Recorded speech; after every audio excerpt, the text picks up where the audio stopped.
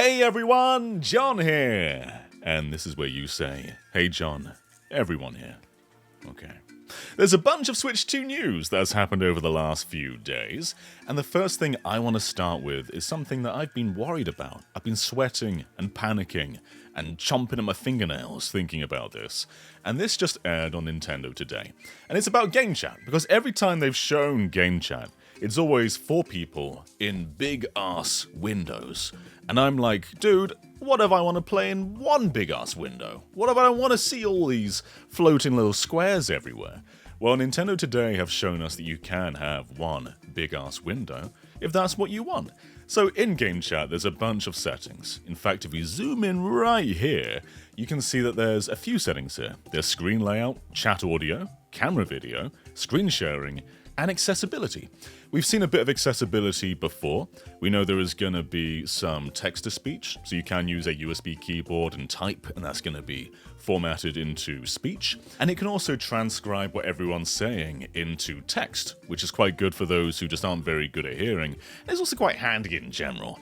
As for all the other settings, we're not entirely sure what most of them do. Is chat audio going to be just balancing the game audio and the microphone volume? Maybe.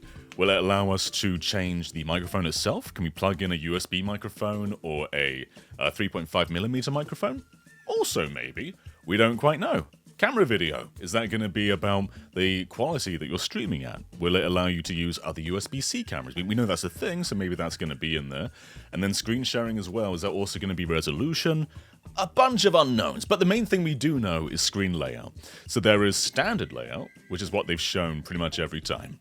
There's going to be expand main screen, which is going to make everybody's window small but still viewable, and then full screen. No windows, just yours, but you can still chat with everyone. And this is a big deal, because so far it's looked rather clunky, and every time they've shown game share, it's always with the big windows intact. So I imagine all this will apply to game share as well, meaning that you should be able to have a big window without all the clutter getting in the way of the game. And that's really cool. So that's great. It's great to finally know this. We presumed that would be the case because why wouldn't it be? But without the evidence, it makes you sweat. So that's great to see. And I want to show you something from Sonic Racing Cross Worlds, which technically hasn't been announced for Switch 2 yet, but it will be.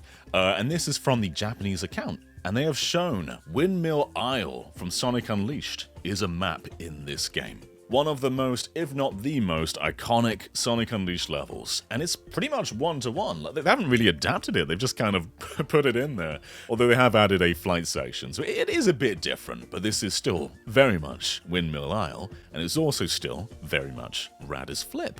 You probably thought that Mario Kart Tour was over, because it is over, and they said it was over. But data miner Cooper V has another story for us. They've found that in the game's code, there's actually a new driver coming with 4 new karts, which is pretty wild for a game that officially ended support. That game is over now. If I had to guess, it's Cow. It's got to be Cow, right? There's got to be something to tie it into Mario Kart World, and who is more iconic as an additional character than Cow? It's got to be Cow. It's got to be Cow. Maybe add some new karts like the Dolphin Kart, the Cow Kart. All the little wacky world stuff, but man, I would bet my life on it being Cow. And I suppose if I'm wrong, you're just gonna have to kill me, aren't you? Koei Tecmo have shown a bunch from the Switch 2 version of Nobunaga's Ambition Awakening. And it's really interesting seeing this game because it is a strategy game pretty much made for PCs. And this made its way to consoles, it's on PS4, PS5, but it's very much a mouse game. So seeing a lot of Joy-Con mouse gameplay is really cool. But one thing that they're showing, which we haven't really seen in other Switch 2 games, is you can just use a USB mouse. And I don't imagine this would be a thing for every Switch 2 mouse game, but for when it's possible, it just kind of makes sense to do it. In fact, the Switch 1 supports mouse for a bunch of games. Game Builder Garage, Clock Tower, Quake. There's a bunch of Switch 1 games that do use the mouse, and it's just kind of cool that you can use a regular USB mouse in place of the Joy-Con mouse. Now, I've personally not used the Joy-Con mouse yet. I've heard it's very comfortable, but for long-term play, maybe just a USB mouse is the ideal way to go, especially when you're at a desk. So it's just neat to see this, and I hope that Civ 7 also does the same thing. Because the input's there, why not expand what you can use to actually point around? But yeah, that's the main thing. There's a bunch of gameplay here, which I'll keep on screen for a little bit longer. But this game is looking pretty rad. It's one that I missed out on its initial release, and I'm kind of thirsty for a big mouse game. I've been eyeing up Civ, but maybe I should be eyeing up this one as well. To end off, Nintendo have updated Game Boy NSO with 4 new games. There's Gradius, the Interstellar Assault from Konami. There's The Sword of Hope from Tecmo. There's Kirby Star Stacker. And lastly, this one's actually quite interesting, Survival Kids.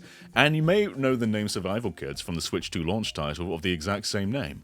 I only recently learned that this is a legacy series a few weeks ago, so it's really cool that this is now going to be on NSO to learn a bit about it. Because I have to say, I'm not particularly excited for Survival Kids on the Switch 2, it's not really my thing.